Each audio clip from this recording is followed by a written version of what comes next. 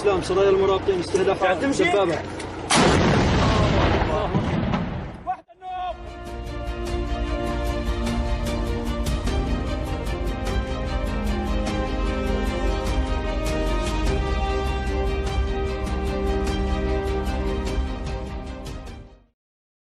Like many South Africans, Sekgofatso Valerleng had a tough year as his nation imposed strict coronavirus measures at the cost of the already struggling economy. He was laid off in June and moved in with family.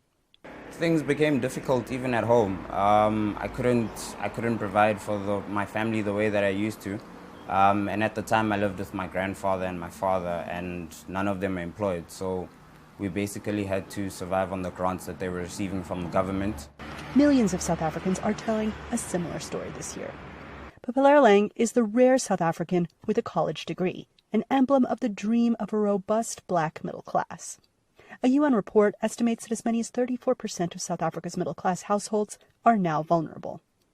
The pandemic dealt a blow to an already contracting economy with record unemployment levels, says economist Dawie Root. Things were pretty bad even before the beginning of this year. And then we had this virus and we had the lockdown, and everything went from bad to really, really bad. And I think the South African economy today it's not even in a recession, it's actually in a deep depression. President Cyril Ramaphosa acknowledged the damage the pandemic has wrought and has urged patience. When he announced a hard lockdown earlier this year, he also announced a raft of economic stimulus measures, mostly aimed at poor households. History will absolve me, because the determination to put things right is there. And we may be moving at a slow pace, and we may be moving at a pace where people, want faster movement. But we are painstakingly putting things right.